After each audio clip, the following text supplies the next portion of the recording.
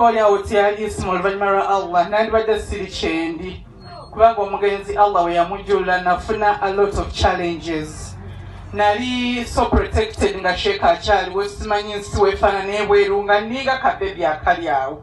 Ne nafuna obusagwa bwe sirowooza nga napolisi bulijja mu bulamu bwange. Isma yandaga nti oli mukyala amagezi nnyo, oli mukyala wa ttendo, oli mukyala olina okuba omugumu. Obeere ng'oyimira okulwa abakyala banno kuba Allah already yali amaze okusussa ku bakyala bangi.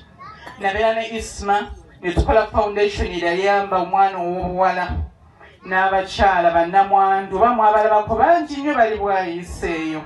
Ne tuba nga twasomesa abaana abawala, twababuulirira, twabakwata ku mukono mu period ya COVID kubanga abakyala baatabuka nnyo, abawala abataabo baazaala nnyo ne tubabeererawo. Isma ne tubeera nga tutambula naye ebbanga lyonna. Isma yanwanira olutalo lwa social media n'akuba bonna bannange ensalisola ku bizonto mwami waffe bizonto biibino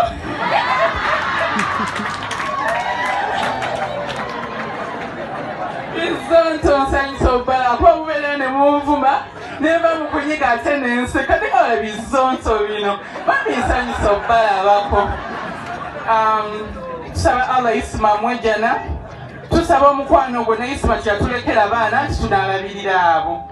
Naye omukwano gwonna tuguze eri bazadde be. Bane mwebale nnyo mwebale kutwaniriza, mwebale kukkiriza tukungubagire wamu nammwe. Mwebale nnyo.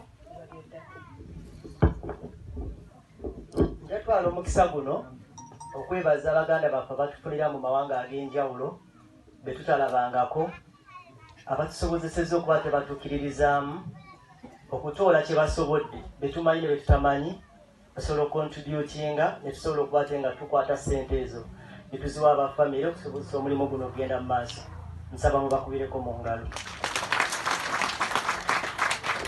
Nja kwezzaako okwebaza baganda baffe betukolagana nabo emirimu egy'enjawulo. Junior jangu katono nnyo tetugenda kwogera ne basaabazondo ndowooza abasigadde ewe muli awo mujje twogere nga tuli ffenna, muyinza obutafuna mukisa kwogera oba oli awo.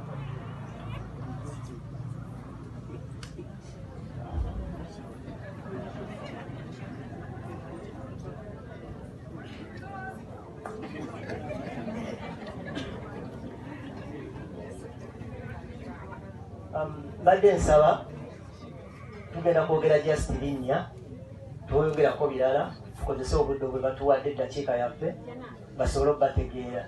Junior. Manya nze Tamale Mirundi Junior, PA wa Minisita w'ebyettaka. Amanya mpitibwa Bukenya Media. Nze okujja wano abawangalira mu Netherlands, abawangalira mu UK, obubaka buno kyemmanyi mugenda kubulaba. Tweyanziza, tweyanzeege. Bakoze kyamaanyi okulaba ng'omukolo guno guyimirira. Bwe twabakubira omulanga, buli omu yakwata China n'atuweereza tusobole okuteekawo enteekateeka eno. Bannange mwebadde nnyo. Ono gwe nyimiridde naye ye Janaati.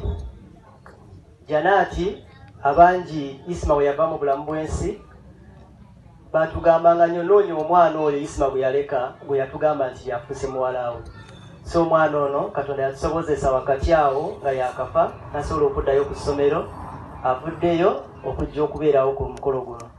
So y'ono sotola kusalamu. Assalamu alaikum warahmatullahi wabarakatuh. Neyanziza nnyo mwenna basobodde okujja okuyimirizawo omukolo gwa taata wange. Ate era kyensaba ekirala, Mukama Katonda ffenna tatuwerabidde era mwenna we muli nsaba mutoleremu bwe mutudde nabo salaamu mugambe kyonna kye tuliko wano kigenda kuggwa.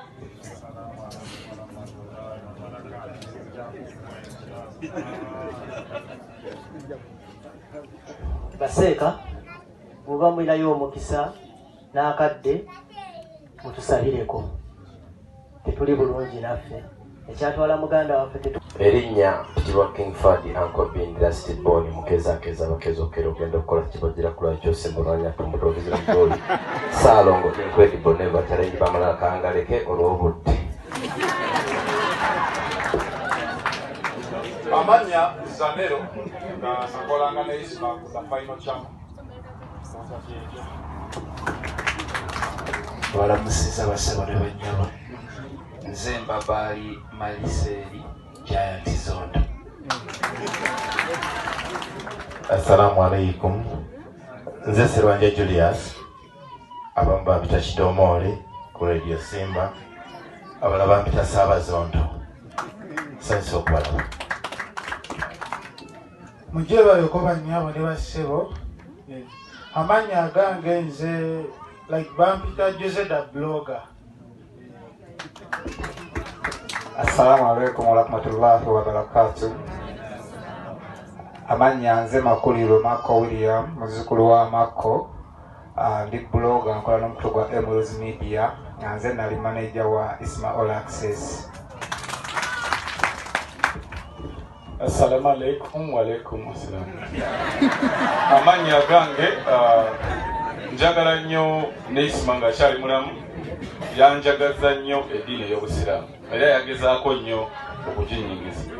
Amanya gange bampita Nsereko Ranel Dixon nga nkola n'olupapula lwa New Vision. oba osobola tusaba naffe bambi mututeeke mu ssaala zammwe. Hajat.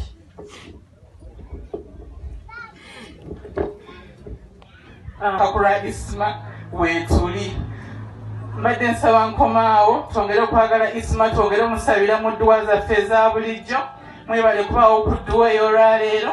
Assalamu alaikum wa rahmatullahi wa barakatuh. Wa alaikum salam wa rahmatullahi wa barakatuh.